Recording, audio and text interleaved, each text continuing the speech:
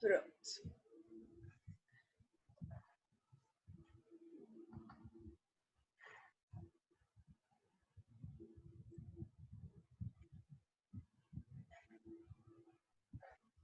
Espera aí rapidinho. Agora. Agora, vamos lá. Então, só para relembrar rapidinho, a gente teve 2 feriados, né? Justo numa sexta-feira, nesse período. Então, só para a gente continuar essa linha de raciocínio, a gente viu conceitos e funções da administração, vimos por Chiavenato e por Maximiano. Lembrando que o de Maximiano é o que está mais fundamentado hoje em dia, que é o esforço sinérgico, ou seja, todo mundo contribuindo para um mesmo objetivo, todo mundo atuando junto, de forma que não seja autônoma, ou seja, esse esforço conjunto. Uma pessoa apenas não consegue realizar o que precisa ser realizado dentro de uma empresa. Uma unidade apenas, a unidade administrativa, sozinha, ela não funciona dentro de uma unidade de produção e alimentação. Ela precisa estar combinada com a unidade de abastecimento, com a unidade de produção e tudo mais. Então, a gente teve aqui uma breve introdução falando de objetivos das atividades, tanto administrativa quanto técnica e operacional. A gente viu que um chefe precisa ter, ele precisa ter liderança, ser comunicativo. Nós vimos também como o nutricionista ele pode atuar nessas 3 áreas diferentes, tanto operacional quanto administrativa e técnica, quais seriam as funções desempenhadas por cada um deles. Lembrando da ética sempre profissional. A gente viu como segue essa linha dentro da unidade, a administração, a gente tem que ver os objetivos, ter uma ação organizacional. Dentro dessa ação, a gente tem planejamento, organização, direção e controle. O planejamento, então, seria o que fazer, como, quando e quem deve realizar essas funções. E aí tem uma explicaçãozinha do que seria cada um. Depois vem a etapa de organização. Nessa etapa, então, a gente vai organizar tudo aquilo que foi planejado.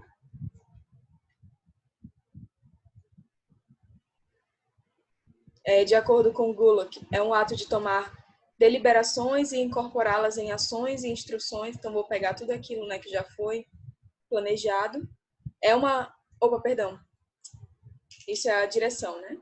Eu vou pegar...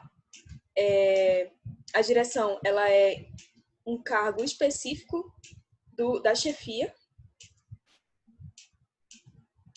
Um líder, ele precisa... A direção, ela precisa estar atrelada a saber liderar, saber comunicar e saber motivar os seus funcionários. E aqui a gente tratou sobre cada uma delas, como deve ser uma boa comunicação, por exemplo, tem que ter clareza, adequação de tom de voz, cortesia. A gente tem algumas barreiras nessa comunicação. E a motivação, ela pode se dar de diversas formas. A gente tratou um pouquinho sobre a hierarquia de Maslow. Nessa hierarquia, a gente sabe que é uma escala, ou seja, para eu conseguir alcançar o segundo degrau, eu preciso necessariamente passar pelo primeiro degrau, que seriam nossas necessidades fisiológicas, como, enfim, conseguir...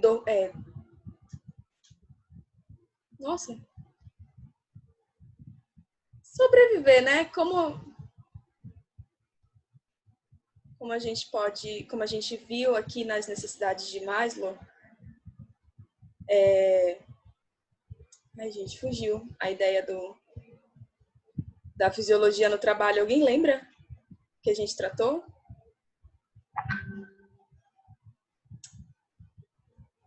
Deixa eu ver se eu coloquei aqui.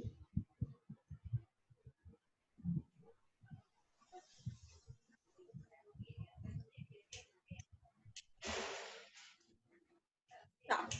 A fisiologia no trabalho, eu vou lembrar aqui para vocês, vou comentar depois em algum momento, mas ela, de modo geral, é sobrevivência do indivíduo, né? A gente não pode trabalhar de forma que aquilo esteja prejudicando o indivíduo. Ele não consegue trabalhar se ele não estiver com uma saúde adequada, se ele não estiver uma boa condição, por exemplo, de sono. Enfim, tem condições fisiológicas que nos impedem de trabalhar, que nos impedem de alcançar esse segundo nível na escala, que seria a segurança. Então, a segurança é sentir-se seguro, sentir-se bem naquele trabalho. A gente viu que procura segurança em todo o nosso ambiente, não apenas no trabalho, mas a gente procura segurança em casa, a gente procura morar num local que seja seguro, a gente procura frequentar locais em que a gente se sinta bem, se sinta seguro. Necessidades, então, sociais, a gente precisa se comunicar com as pessoas, não só no nosso ambiente do dia a dia, mas também no trabalho. A estimativa, a necessidade de estima, que é a necessidade de você sentir-se bem com aquilo que você faz, e a de realização, que é aquele momento que você tinha os objetivos em mente, já alcançou aqueles objetivos e cria novos objetivos para alcançar. Então, é aquele momento de autorrealização, você alcançou o que você queria, agora tem novas metas, você vai criando novas metas e alcançando essas novas metas. Tem o de controle, uma outra etapa seria o controle, que nessa atividade a gente vai verificar se tudo está ocorrendo da forma como deveria acontecer dentro do planejamento. Então, a gente vai verificar se o planejamento está realmente adequado, se o planejamento foi bem feito, se o tempo está adequado da realização de cada atividade, por exemplo.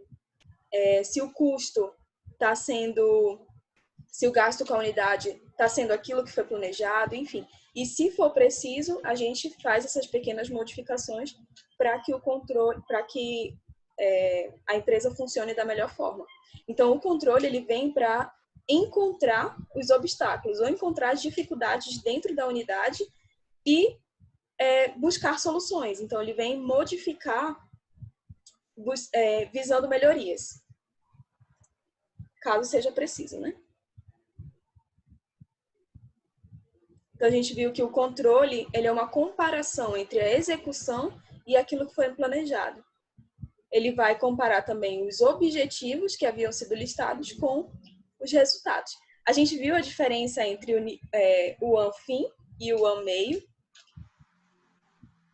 Alguém gostaria de responder essa, que foi a nossa pergunta lá da frequência hoje?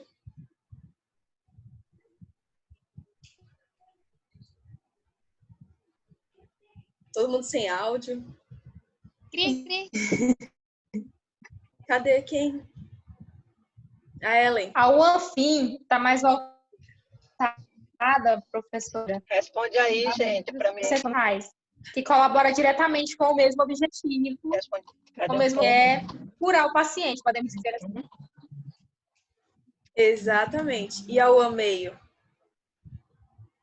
A UAMEIO está mais voltada... Pode falar. Brenda. Oi, Brenda. Foi a Ellen. Ah, tá. Pensei que era a Brenda. É porque a minha internet tá ruim, tá cortando. Eu não ouvi. Ah, tá. Então vai, Brenda, repete aí, por favor. Bem, era eu que estava respondendo. Bom, a UANFIM está mais voltada para os hospitais e centros de saúde, que trabalha com um objetivo, que é a cura do paciente, podemos falar dessa forma, que é um único objetivo que a entidade toda tem, que é a cura do paciente. Exatamente. Uhum. É isso mesmo. E o que seria o ANMEIO? A UAMEIO está mais voltada para os refeitórios. Ela tem o objetivo já de atender o cliente e já satisfazer a necessidade dele. Não vamos supor como a saúde em si, mas sim satisfazer a necessidade dele da forma que ele quer, individual. A unidade FIM é isso mesmo. Ela está de acordo, é o mesmo objetivo da empresa. O exemplo é a unidade de produção, de alimentação e nutrição dentro de um hospital. Então, qual é o objetivo da UAN dentro do hospital?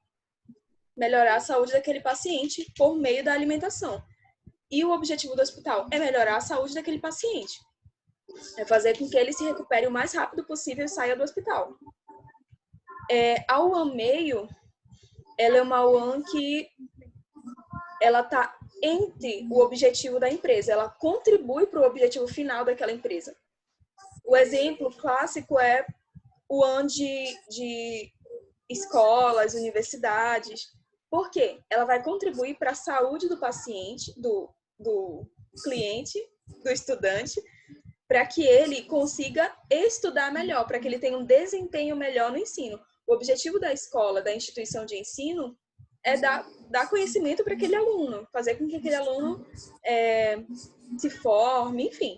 Não é o objetivo cuidar da alimentação dele, que é o que a UAN vai fazer, cuidar da alimentação, cuidar da saúde por meio da alimentação desse paciente, desse aluno. Deu para entender a diferença? Exemplo clássico de UAN fim, atividade fim, e escola, tá? A UAN meio, deixa eu ver a resposta aqui da Jéssica rapidinho.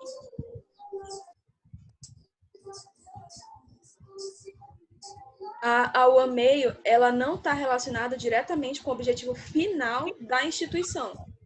Então, se eu estou falando de um hospital, o objetivo final do hospital é melhorar a saúde do paciente. Se eu estou falando de uma escola, de uma universidade, o objetivo final é fazer com que esse indivíduo, esse aluno, a Brenda quer falar, ele possa... Apertei sem querer. Ah, tá.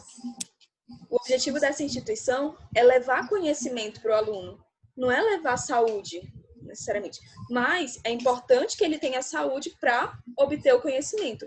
Ou seja, essa UAN, ela trabalha ali no meio do caminho. O objetivo dela é levar saúde para o aluno. E qual é o objetivo da instituição? Levar conhecimento para esse aluno. Mas o que ele precisa para ter conhecimento? Ele precisa de saúde para conseguir frequentar a instituição, ter as aulas e tudo mais. Deu para entender a diferença? Ficou mais claro?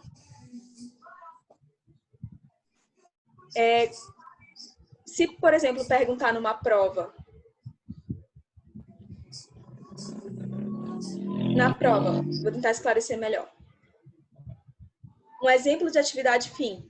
Ou então, se ele está comentando sobre uma determinada empresa, uma determinada UAN, e pergunta se ela é atividade fim ou meio.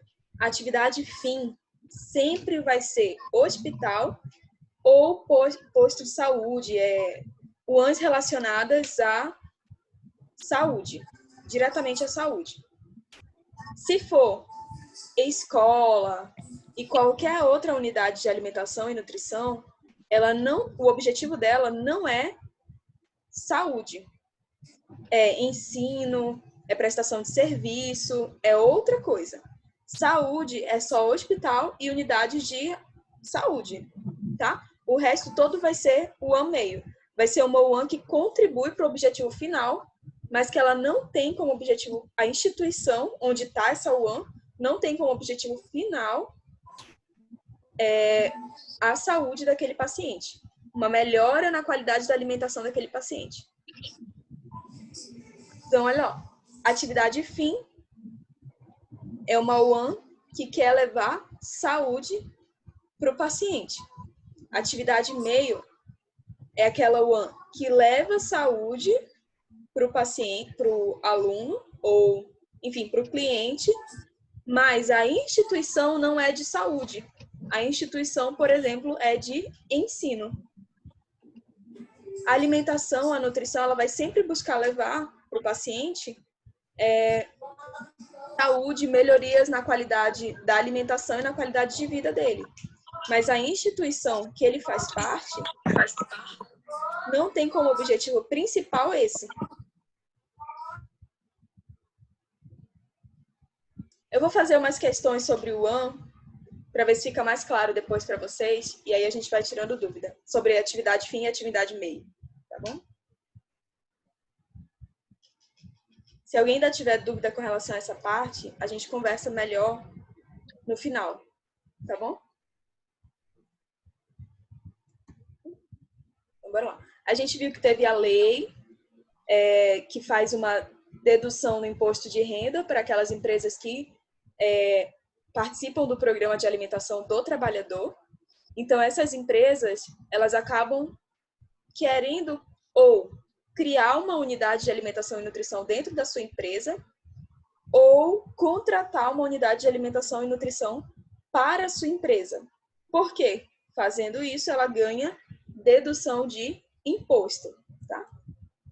Então, a gente viu que uma unidade dentro da empresa ela é considerada uma unidade de autogestão.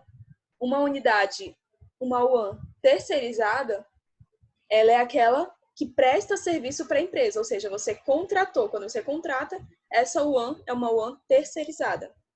E a gente tem também UAN dentro de agrupamentos de empresas. Então, uma empresa ela não quer gastar tudo ela não quer gastar para construir uma unidade de alimentação e nutrição.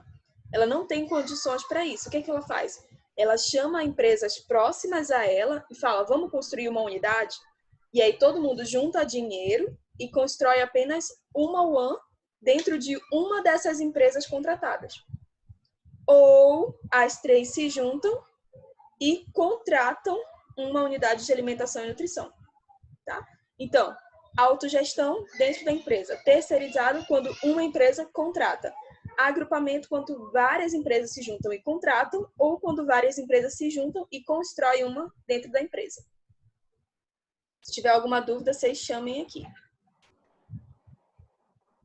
Aí aqui a gente explicou melhor cada uma. Terceirizada, ela é dividida em 3. A gente tem concessão, refeição transportada ou refeição convênio. Concessão ou comodado, a empresa ela cede o espaço e vem uma empresa de fora e faz a alimentação dentro da empresa. Ou seja, eu tenho uma empresa, eu não tenho condições de bancar uma UAN dentro da minha empresa, mas eu tenho dinheiro suficiente para construir essa UAN. O que eu faço? Eu construo a UAN e contrato uma empresa de fora para vir nessa UAN, na minha UAN, cozinhar. Essa é acomodado ou concessão. A refeição transportada é quando eu compro de uma UAN de fora a alimentação e eles precisam transportar essa alimentação até a minha empresa. A refeição convênio é aquela que eu não contrato nenhuma UAN específica, eu faço convênios com restaurantes. Eu falo para os meus funcionários que eles têm alguns restaurantes ou um restaurante à disposição, que eles podem ir lá e fazer a sua refeição normal. Eles não vão pagar por isso. Entendeu? Aliás, vai ter lá no contrato do PAD só. Um desconto.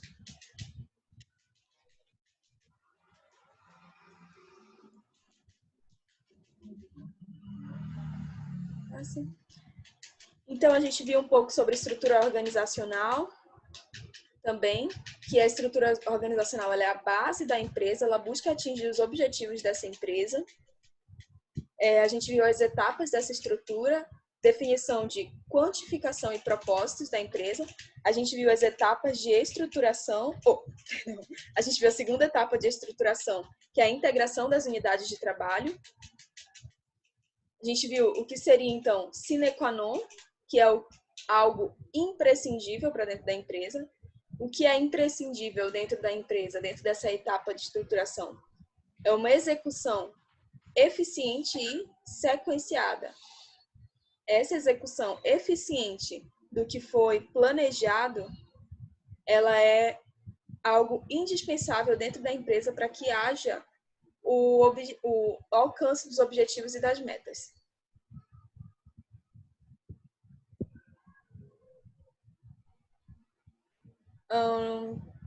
Relacionar as atividades, verificar a sua compatibilidade, similitude, afinidade e complementaridade. Ou seja, uma das etapas da estruturação, a gente vai agrupar as atividades da empresa. Lembra que a gente comentou isso? Que a gente agrupa e depois reagrupa.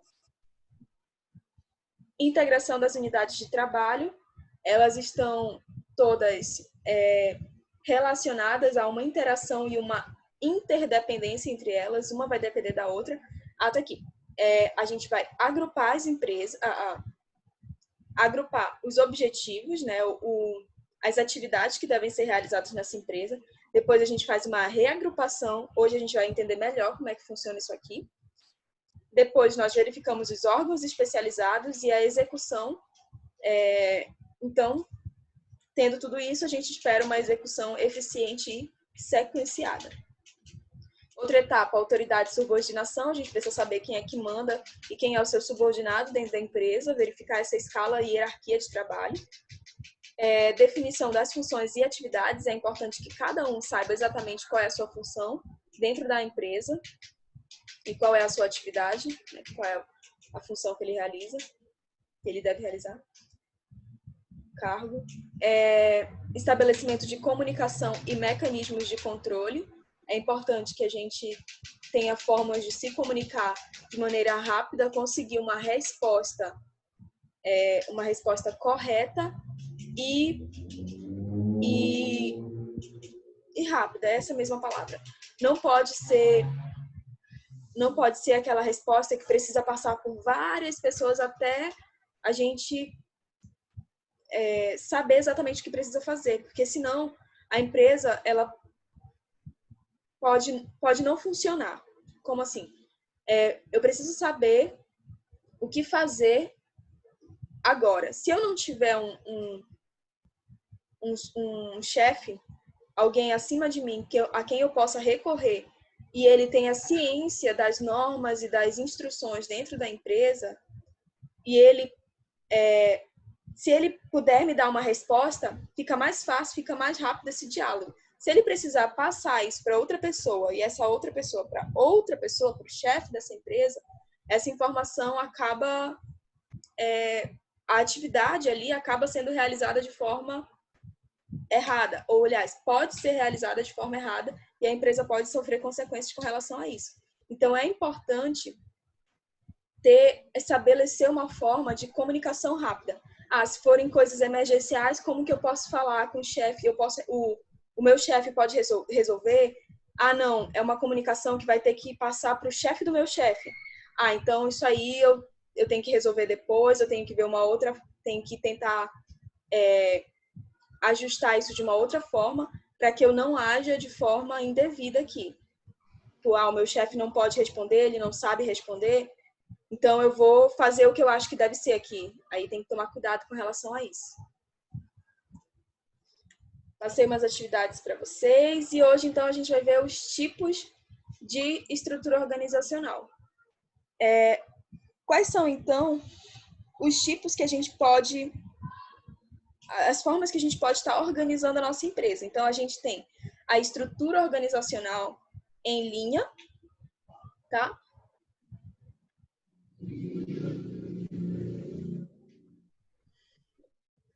A gente tem estrutura organizacional em linha. A gente vai já ver a imagem para vocês entenderem melhor o que seria isso, o que seria essa estrutura organizacional. A gente tem uma estrutura organizacional funcional. A funcional, ela está mais relacionada com a função de cada unidade do que com a autoridade. Guarda essa informação aí. Linha staff. O que é linha staff? Linha vai lembrar linear e o staff está relacionado à assessoria. Tá? Então, ela vai juntar, na verdade, a estrutura linear e a estrutura funcional. E a comissional é um colegiado, não é só uma pessoa que manda. Então, vamos lá entender cada uma delas. A gente tem, então, a estrutura linear. É a estrutura mais clássica que a gente conhece de uma empresa, onde nós temos o chefe. Esse chefe, ele tem diretores, depois gerentes, e assim ele tem os operários. Cada gerente vai tomar conta de alguns operários, alguns subordinados, alguns funcionários. Então, nessa unidade, a característica primordial dela é uma unidade de comando. Eu tenho chefias generalistas. As chefias, elas precisam entender de tudo aquilo que está relacionado com aquela unidade. Não é uma chefia especializada em um ponto. especializada. Não é uma chefia especializada. Então, vamos colocar um exemplo. Numa faculdade, a gente tem um diretor administrativo. O diretor administrativo, ele vai entender de tudo aquilo ali que está relacionado com a administração, tudo aquilo que está relacionado com a sua unidade. Mas ele pode ter algumas falhas com relação a assuntos específicos dentro da administração. Ele não é um especialista, ele é apenas um administrador. Ele entende um pouco de tudo da administração, certo? Quais são as vantagens desse tipo de estrutura linear? Primeiro, tem uma liderança hierárquica. Eu sei exatamente quem é o meu superior e eu sei exatamente quem é o meu subordinado. Favorecimento da disciplina pelo gestor da unidade. Ele sabe quem precisa ter essa disciplina, ele sabe onde está o erro para disciplinar a pessoa certa, caso seja necessário.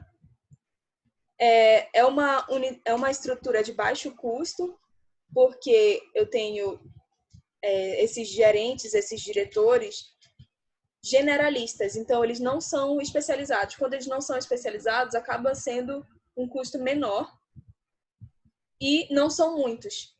Eu tenho 2 diretores, eles tomam conta da área toda. Desvantagens, pode surgir uma autocracia aí, uma sobrecarga na chefia, porque essa chefia também acaba tendo uma visão geral disso tudo. A chefia não... como é algo curto, a chefia acaba tendo que tomar conta de tudo. O diretor, ele não vai... Alguém? Não. O diretor, ele não vai tomar todas as decisões responsáveis por esses gerentes aí. Ele vai passando todas as informações para esse chefão, para o geral, para o chefe. Então, ele acaba pegando toda essa sobrecarga de serviço. Ele não descentraliza. Não fica responsabilidade específica dos diretores. Eles precisam chegar até o chefe. Lembra que isso aí é uma liderança hierárquica. Então, tem que passar do operário para o gerente, do gerente para o diretor, até chegar no chefe. Quando chega no diretor, ele não pode tomar as decisões sozinhas. Ele precisa remeter isso ao chefe. Então, ele aguarda a resposta dele. Então, por ter essa escala e ter que passar por todos eles, pode ocorrer uma precipitação ou um retardamento da tomada de decisão. Como a gente falou ainda agora, quando tem todas essas escalas, a gente acaba não conseguindo ter uma resposta rápida desse gestor último, né?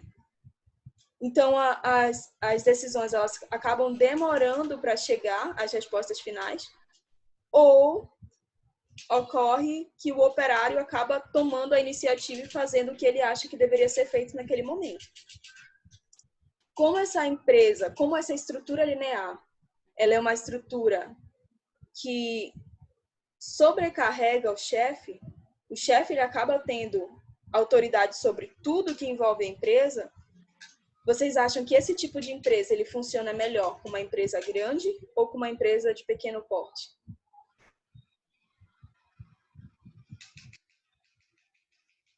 O que vocês acham?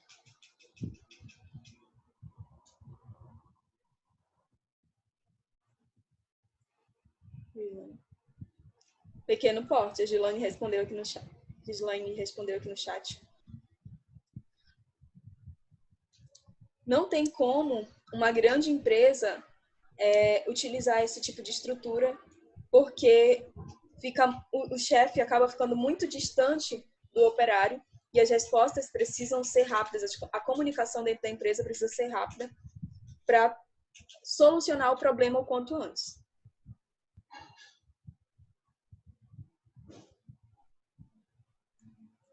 A estrutura funcional, ela já é diferente, porque esses diretores agora, eles são especialistas. A gente tem chefe especialista em uma atividade. Então, por exemplo, eu tenho um chefe que é especialista na parte de finanças. Então, o chefe especialista na parte de finanças, ele vai tratar sobre finanças para todos os gerentes a qual ele precisa passar essa informação de finanças. Então, o que acontece? A gente tem vários especialistas nessa empresa e todos eles vão passar a informação para os seus subordinados. Então, olha só, um subordinado só, ele vai receber informação de vários gestores, de vários chefes. Por quê? Porque ele precisa receber informação sobre, por exemplo, é um operário, ele vai receber informação sobre custo, ele vai receber informação sobre material, ele vai receber informação sobre produção, todas as áreas que envolvem a empresa, ele vai estar recebendo essa informação. Então, é uma necessidade de divisão e desenvolvimento das especialidades. Esse é o ponto forte dessa estrutura. Ela não é dividida simplesmente em etapas, mas em funções. E essas funções vão dar ordens de comando para todas as unidades que forem precisas. Por exemplo, nesse caso, cada diretor ele dá ordem para todos os gerentes. Se vocês perceberem, vem uma seta. Cadê meu lápis?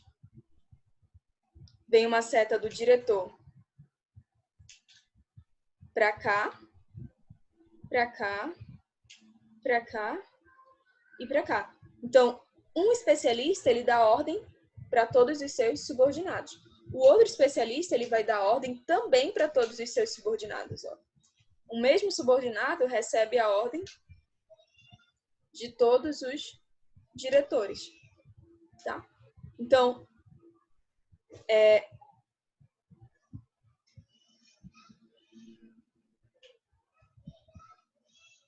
na unidade de...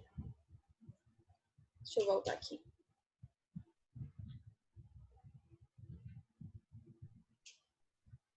Na estrutura linear, sim. A gente vai ter... Ela é muito clara, a estrutura. Então, eu sei que o gerente 1 aqui, ele pode mandar eu fazer alguma coisa. Ele pode me dar voz de comando. Mas o gerente 2 não tem nada a ver comigo se eu for o operário 1. Tá? Então, nessa estrutura, ela é muito claro visualizar quem manda, quem não manda, quem obedece, quem não deve obedecer ali. Então, se eu ouço uma ordem do gerente 2 e eu sou esse operário 1, eu não preciso realizar. E eu tenho como me justificar por isso. Eu tenho uma estrutura muito clara. Na unidade 2, não. Na estrutura 2, na estrutura funcional, eu recebo ordens de todos os que estão acima de mim. Todo mundo manda. Por quê? São vários especialistas, cada um na sua área. Na primeira, essa aqui é a ideia de que o gerente, ele conhece um pouco de tudo. Então, ele vai passar uma ordem pensando em tudo. Na segunda, não. Eu tenho vários especialistas, eu tenho várias cabeças pensando e eles vão me passar várias ordens diferentes. E aí que vem as desvantagens desse tipo de empresa funcional, desse tipo de estrutura funcional. Por quê? Porque pode ocorrer multiplicidade de comando. Eu tenho que comprar, por exemplo, determinados materiais para realizar a produção, mas eu não tenho o dinheiro suficiente para comprar esses determinados materiais que eu queria. Então, acaba que eu não consigo, às vezes, conciliar todas as informações, todas as vozes de comando que eu recebo. E aí também, acaba que, às vezes, o funcionário, ele se acomoda e justifica que, na verdade, ele não teve uma informação, ele teve várias informações e não conseguiu realizar porque as informações estavam batendo entre si. Então, tem que tomar cuidado também com isso. É importante que esses especialistas, eles estejam alinhados, um esteja conversando com o outro para entender o que um está pensando, o que eles estão pensando, para não passar uma informação que gere essa multiplicidade de comando, que gere informações, como a gente fala assim? Informações que estão se chocando, tá? Mas quais são as vantagens dessa empresa, então, desse tipo de estrutura? Ela atende diversas áreas, né? A gente tem, como são especialistas, é algo mais certo, né? Mais seguro. Então, a manutenção, há uma certa manutenção de produtividade e padrão de qualidade, porque há mais cobrança, são vários chefes, mas ao mesmo tempo pode haver aquela comodidade por parte do funcionário. As comunicações, elas são mais rápidas, porque como o meu superior ele é especialista, então ele pode dizer o que deve ou não ser feito, tá? Há também mais uma desvantagem aqui nesse tipo de estrutura, que é o custo. Por serem especialistas, eles acabam sendo mais custosos para a empresa do que os chefes generalistas, tá? Então, se na estrutura linear a gente viu que ela é mais adequada para uma empresa de pequeno porte, numa estrutura funcional, ela seria então mais adequada para empresas de médio e grande porte. Então, a gente tem vários chefes, vários especialistas dando sua opinião, então fica algo mais certo, é mais fácil de dar certo, é mais fácil de funcionar, porque é algo especializado.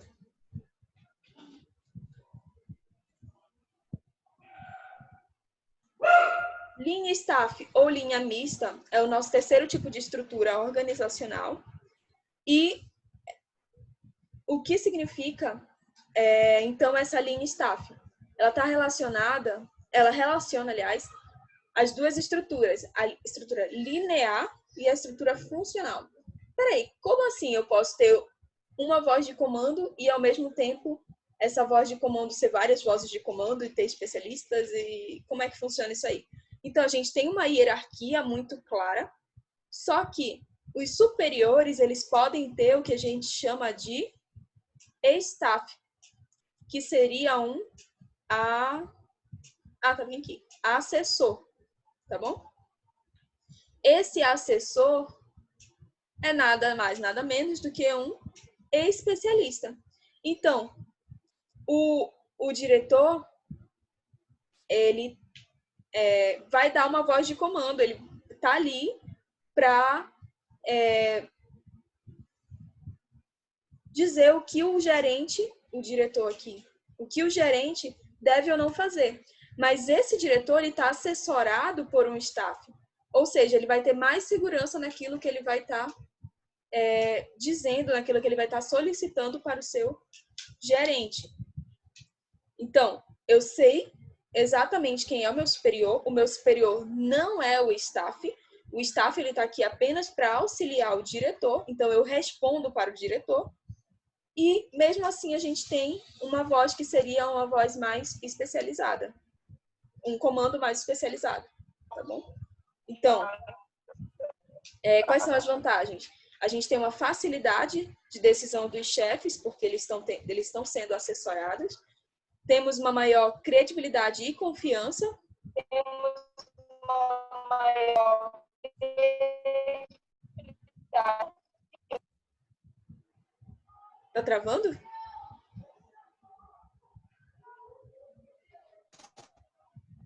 Se estiver travando, vocês me avisem aqui. Acho que a internet tá Brenda, não roubou. Para vocês não travou?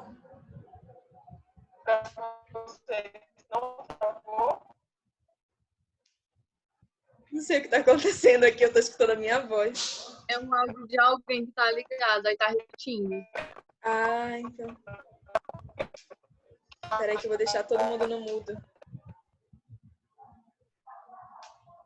Pronto.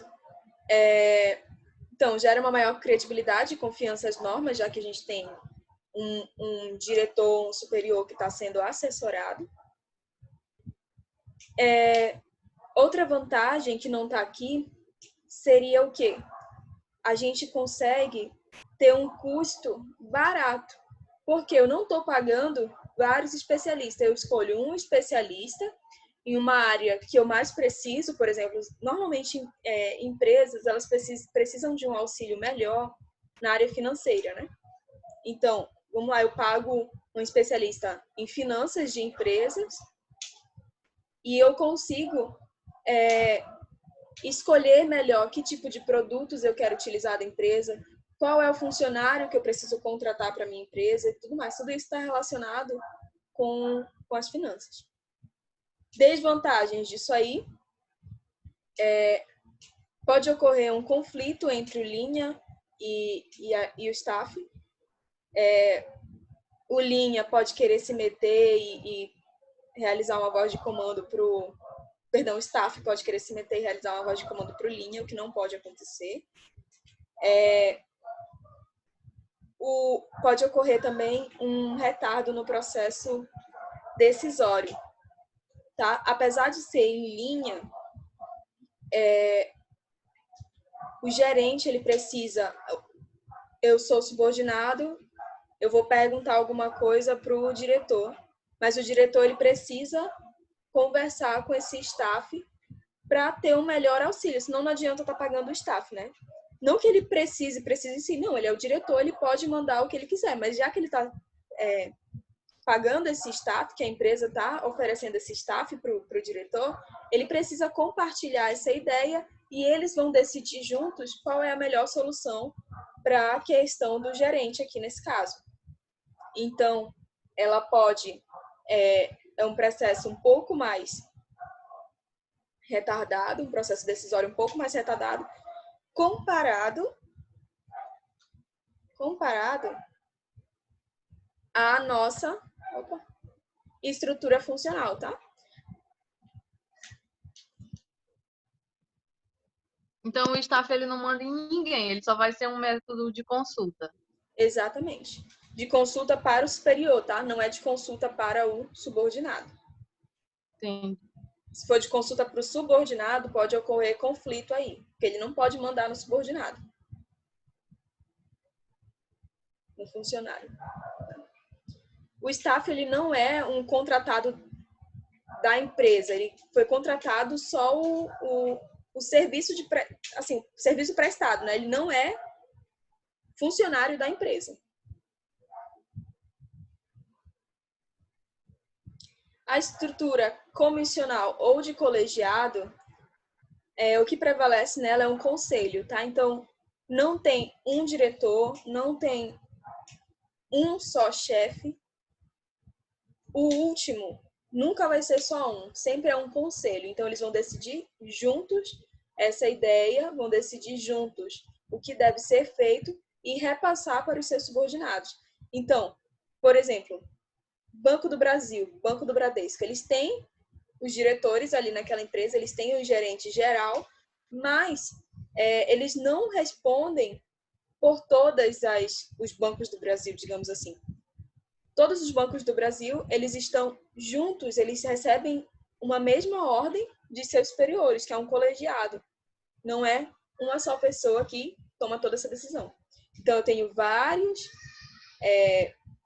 presidentes de empresas, mas eles juntos formam um órgão também, tá? Eles formam um nível hierárquico e tomam as decisões juntas. Vantagens. Ela evita decisões precipitadas, porque uma pessoa não decide sozinha. Ocorre uma diminuição de responsabilidade, tá? De responsabilidade individual. Por quê? Se der alguma coisa errada, a culpa não é do chefe, não é do presidente, não é do gerente geral. A culpa é do colegiado. Então, é um tipo de estrutura que acaba auxiliando esses chefes aí, né, das empresas, para que eles não tomem decisões sozinhos. Desvantagens, ela demanda tempo para tomada de decisão, né, porque vai passando por estágios e quando chega no máximo, às vezes ainda precisa reunir todos para que haja a tomada de decisão para aquela questão. E a maior desvantagem dessa empresa seria o alto custo. Como nós temos vários chefes, essas empresas acabam tendo um alto custo, tá? Eu não tenho só um funcionário, eu tenho alguém que é especializado, que tem um cargo elevado, então ele tem um salário alto.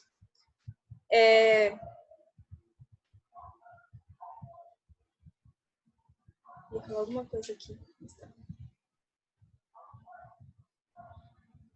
Na estrutura matricial, sim, tá. Então, para que tipo de empresa seria ideal esse tipo de estrutura comissional ou colegiado? Para uma estrutura média, pequena, grande?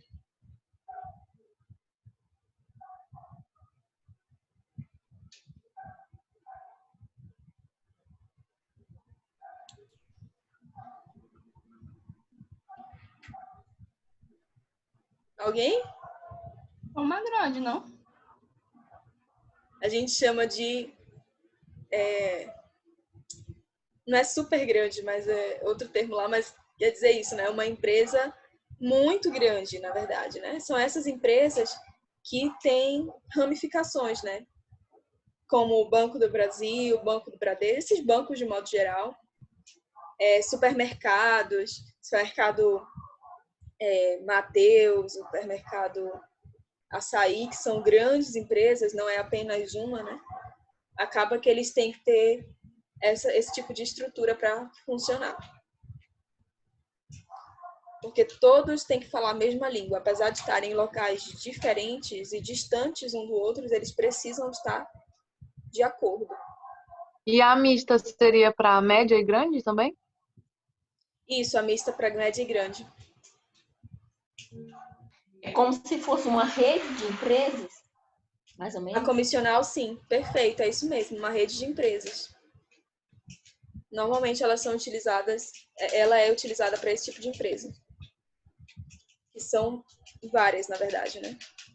Várias empresas com o mesmo nome.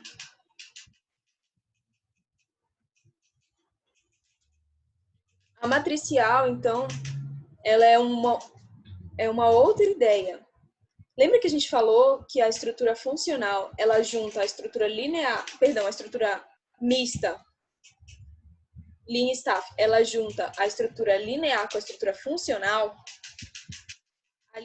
A estrutura matricial, ela vai juntar, então, a estrutura funcional com mais uma outra estrutura qualquer. Pode ser relacionada a projetos, pode estar relacionada a processos. Enfim, ele vai montar uma outra estrutura devido a esse projeto, devido a esses processos, e vai misturar. Então, a matricial é a junção dessas duas. Qual é a diferença entre a Lean Staff e a matricial? A Lean Staff, ela junta estrutura linear com estrutura funcional. A Lean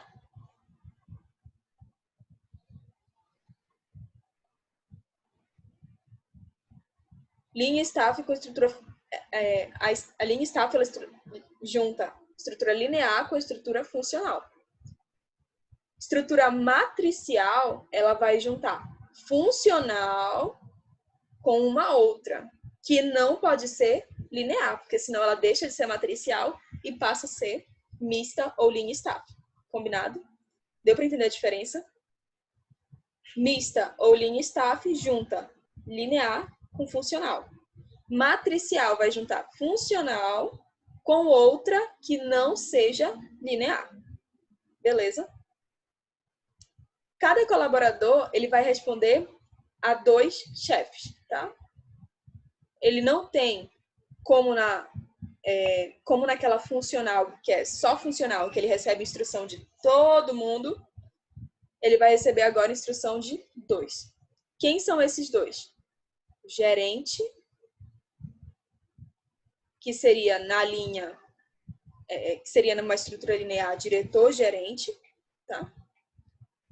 E vai receber também ordens do cabeça do projeto, tá? Do chefe de projeto. Então, ele recebe uma ordem do gerente da empresa e de um gerente de projetos, tá bom? Então, esse colaborador, ele tem que estar de acordo com esses 2 comandos, tá? Aí vamos entender aqui essa estrutura. Então, um gerente, ó, ele vai estar gerenciando 3 colaboradores. Tem aqui gerente financeiro, gerente de materiais e gerente de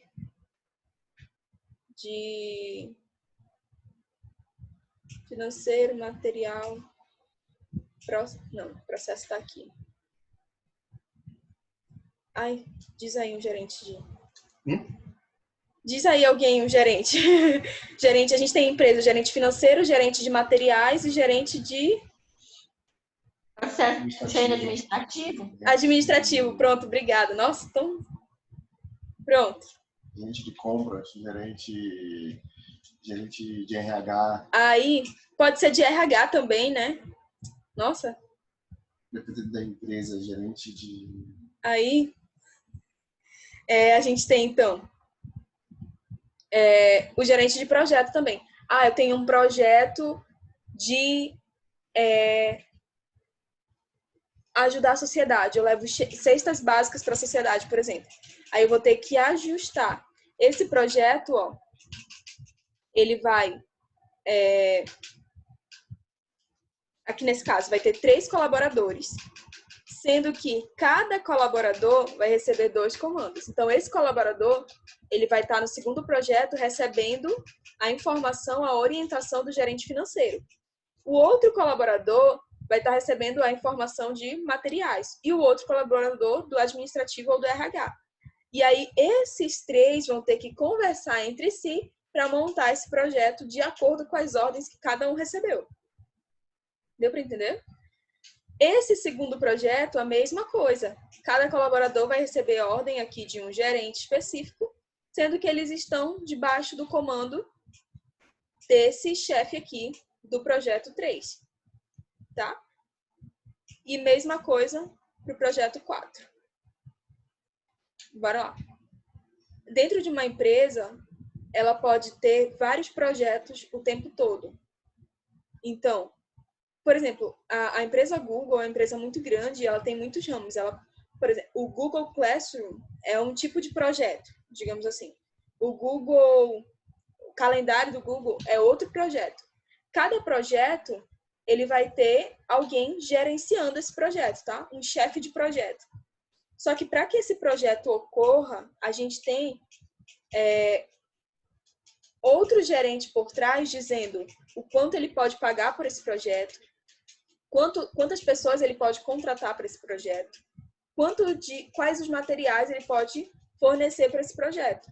Então, o projeto, quem está participando do projeto, ele recebe as orientações de como deve ser esse projeto e recebe as informações também do custo, de pessoas, de materiais que será destinado para esse projeto. Então, tudo isso tem que estar de acordo. Deu para responder a dúvida? Eu tenho um projeto. Esse projeto, para ocorrer, eu tenho um chefe de projeto, de como tem que ser feito. A gente tem que fazer isso, isso, isso, isso, isso. Mas para que isso seja feito, a gente precisa dessas outras orientações aqui, desses gerentes, de quanto eu posso gastar, de quem eu posso contratar, dos materiais que vão ser fornecidos. Tudo isso aqui precisa estar de acordo com as ordens dadas do projeto.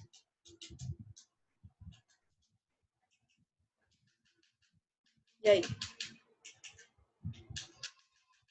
Ainda dá para entender? Foi bacana? Tá. Beleza.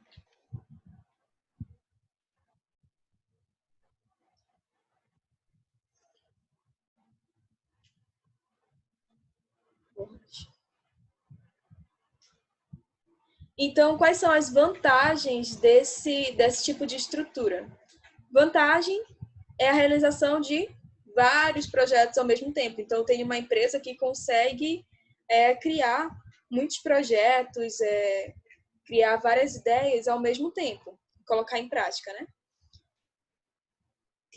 Porém, ela tem algumas desvantagens, como, por exemplo, a complexidade dessa estrutura e interesses, eles podem entrar em choque. Então, às vezes, um projeto pode entrar em choque com outro projeto, um gerente pode entrar em choque com outro gerente. Eu preciso de 10 pessoas para realizar esse projeto, mas eu só tenho dinheiro suficiente para pagar 8 pessoas. E aí complica um pouco as coisas. Mas essas desvantagens aí depende muito, né, do tamanho dessa empresa e do qual a importância desse projeto para dentro da empresa.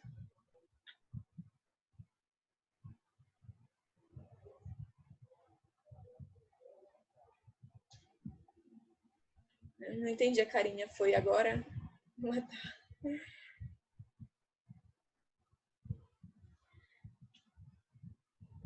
Tá bom? E pode gerar o que seria uma anarquia, tá? Então, essa de ausência, né? Ausência de poder aí. Então, esse colaborador, ele tem que ser um colaborador proativo, né? Ele não precisa estar o tempo todo recebendo comandos, porque esse tipo de estrutura não é uma estrutura que fica o tempo todo fiscalizando ou que fica o tempo todo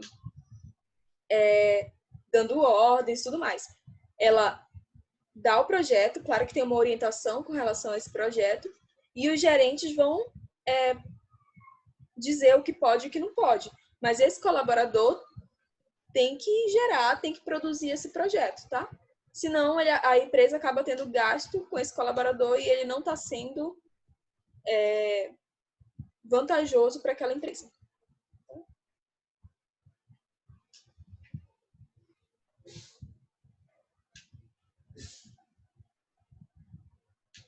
Sim, para que empresas, então, caberiam esse projeto?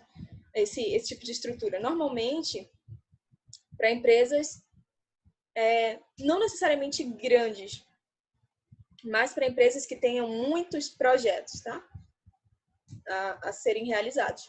Normalmente são empresas grandes, mas não seria uma empresa pequena, ela consegue ter consegue realizar essa estrutura desde que ela tenha vários projetos a serem realizados ao mesmo tempo. Ela não precisa de toda a empresa, de toda a equipe para realizar um projeto apenas. A gente consegue desmembrar essa equipe para realizar vários projetos ao mesmo tempo. Então, é uma empresa muito ativa assim no mercado, né? Que tem que ficar produzindo o tempo todo. Normalmente, um dos exemplos dados para esse tipo de empresa são empresas de marketing, que tem que estar produzindo material o tempo todo e às vezes de assuntos diferentes, né?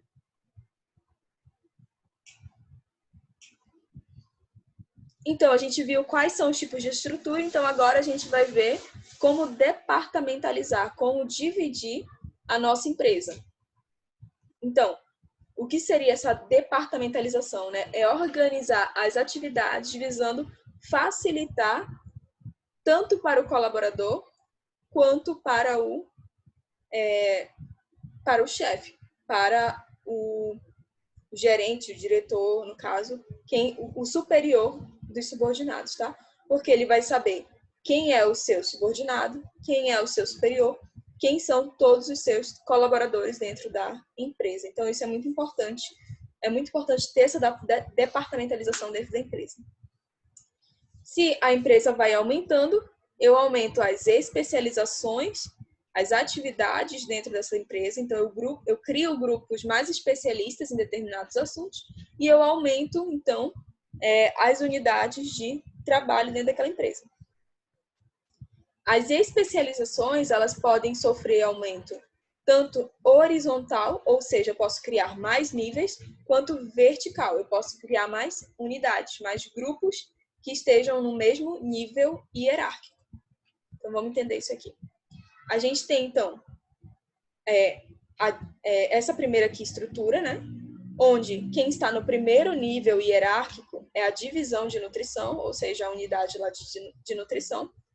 E ela tem alguns setores. Quais são esses? Setor de lactário, de operações preliminares, de operações definitivas, setor clínico e setor de armazenamento. Essa empresa cresceu e sofreu um aumento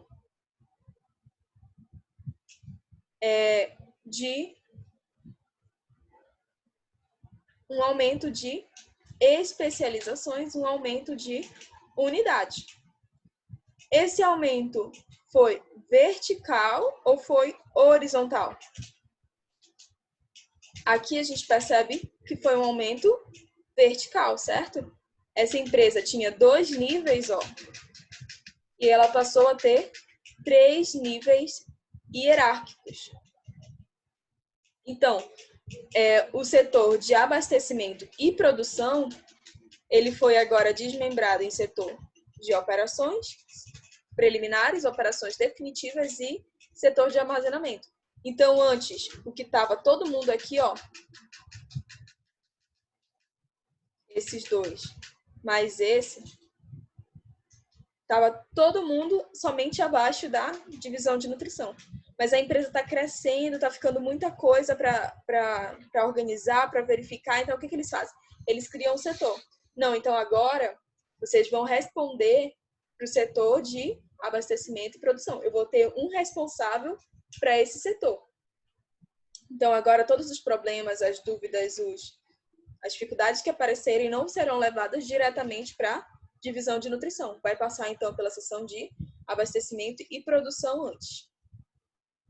Aqui a mesma coisa. A gente tinha, então, um setor de lactário e clínica que estava no mesmo nível hierárquico. Eles continuam no mesmo nível hierárquico, só que agora eles respondem para a seção de dietética, para um setor aí específico para dietética, tá?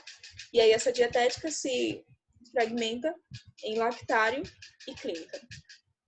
Então, a gente teve uma especialização vertical, uma departamentalização vertical, certo? Então, nesse segundo exemplo, olha o que aconteceu. A gente tinha 2 níveis, divisão de nutrição, e ela era dividida apenas em seção de abastecimento e produção e seção de clínica, só. Agora a empresa cresceu, tiveram especializações, então foi necessário criar um terceiro setor, que seria o setor de produção. Na verdade, esse setor ele não foi criado, ele foi apenas desmembrado dessa primeira parte. Como agora tem muita coisa, não dá mais para eles ficarem juntos, então a gente vai separar esses 2 setores. Houve um aumento na quantidade de níveis hierárquicos? Não houve. Então, a gente teve uma especialização, o quê? Horizontal. Uma departamentalização horizontal. Certo? Quais são os critérios, então, para que eu possa departamentalizar essa empresa? Primeiro, conjugação de diversos critérios. Conjugação de diversos critérios é a departamentalização, né? São os critérios, eu preciso conjugar esses diversos critérios. Como eu faço isso? Departamentalização por objetivo. Então, um dos critérios que eu posso utilizar para departamentalizar é utilizar os objetivos da empresa para conseguir separar em seções. Então, eu vou agrupar as atividades que possuem uma identificação de propósitos, por exemplo, divisão por área de interesse. Então, olha esse exemplo aqui. Eu tenho uma diretoria. O intervalo de vocês é 8h45, né?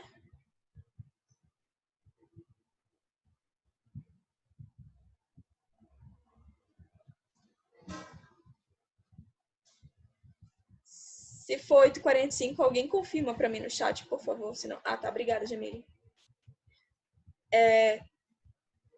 Então, a gente tem a diretoria, seria o primeiro nível hierárquico. Depois, abaixo da diretoria, a gente tem o departamento de ensino.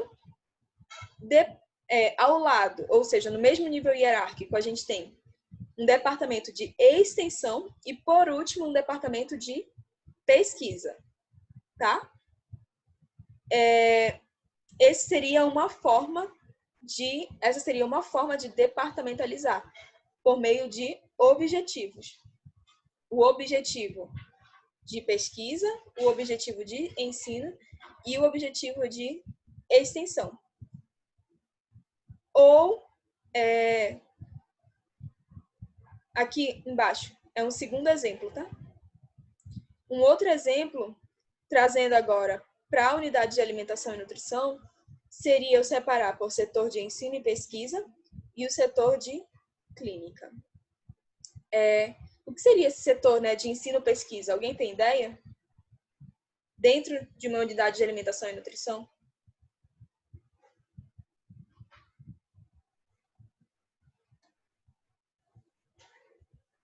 Professora, não entendi sua pergunta. Tá. O que seria o setor de ensino de ensino e pesquisa dentro da unidade de alimentação e nutrição?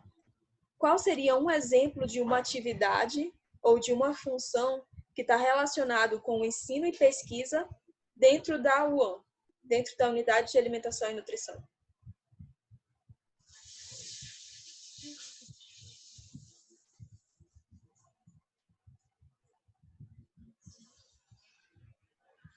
Alguém? Por exemplo, vocês no futuro, que serão estagiários, vocês estarão atuando na área de ensino e pesquisa dentro da unidade, mais relacionado com ensino, e vocês podem realizar a pesquisa, depende do que você faz lá dentro, tá? A pesquisa pode ser, por exemplo, um caso é a gente saber identificar os gostos da clientela. Na UAN da Federal, na unidade de alimentação, o RU, vou lembrar o nome, restaurante universitário, ele fazia frequentes pesquisas com relação a sabor, quantidade, a alimentação, se estava de acordo com o que você costumava consumir ou não, se você gostava disso ou não. Eles faziam várias dessas pesquisas para estar sempre trazendo um cardápio mais próximo da realidade daquele paciente, daquele estudante. Então, era bem interessante o que eles faziam. Então, tinha, por exemplo, eles queriam mudar o cardápio. Eles criaram um negócio de vatapá de frango. Gente, eu não sei se vocês já comeram. Eu já comi vatapá de frango da minha avó, era uma delícia. Eles criaram lá na unidade. Todo mundo pegava o vatapá de frango e misturava com feijão para conseguir engolir aquele vatapá. E aí eles perceberam que não estava dando certo, estava tendo muito desperdício, muito estrago. Isso para a unidade é terrível. É dinheiro indo para o lixo.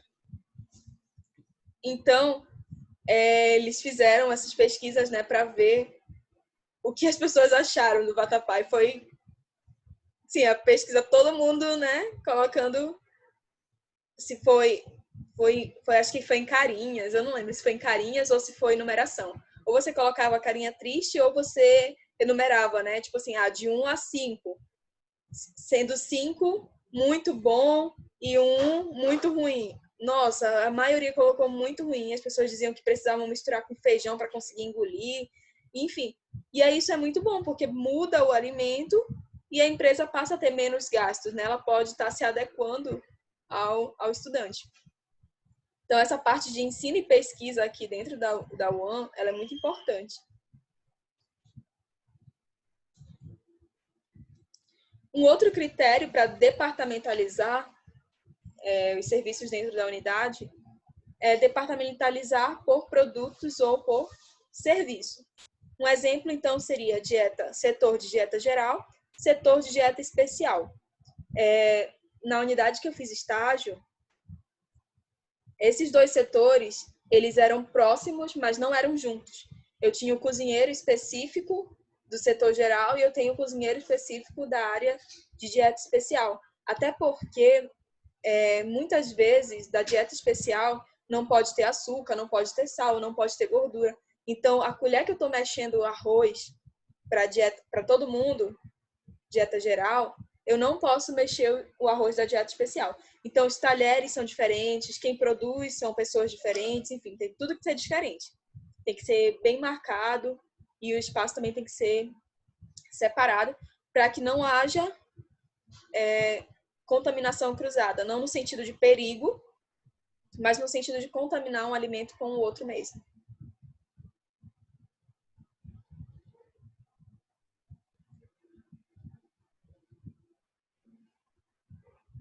Dieta geral, não sei se vocês já viram alguma coisa relacionada a isso aqui. Vocês têm alguma dúvida? Dieta geral seria para todos os pacientes que não têm restrição. Esse que é o ponto, né? Pacientes que não são diabéticos, que não são hipertensos, pacientes que estão ali no hospital por algo específico que aconteceu com ele. Por exemplo, sofreu uma queimadura, ou até para o acompanhante dele, tá? O acompanhante dele não está doente, está no hospital acompanhando. Então, ele recebe essa dieta geral, tá? Essa dieta que pode ser ofertada para todo mundo. Por exemplo, o João estava lembrando também, cafeteria, que todo mundo, depois que a gente faz, né, exame de sangue, alguns locais oferecem um cafezinho com biscoito, enfim. Ali, no caso, é uma dieta geral, né? Para todo mundo, não tem uma dieta específica. Setor de dieta especial, então, seria não só esses alimentos com pouco sal, pouca gordura, específico para o grupo, mas também um alimento que às vezes é específico para quem usa dentadura, que precisa de um alimento mais pastoso, para quem está se recuperando de alguma cirurgia, que ainda está no processo de dieta líquida. Então, a dieta especial, ela não só está relacionada com ingredientes em si, mas com a forma de apresentação daquele produto, tá? Daquela refeição, perdão.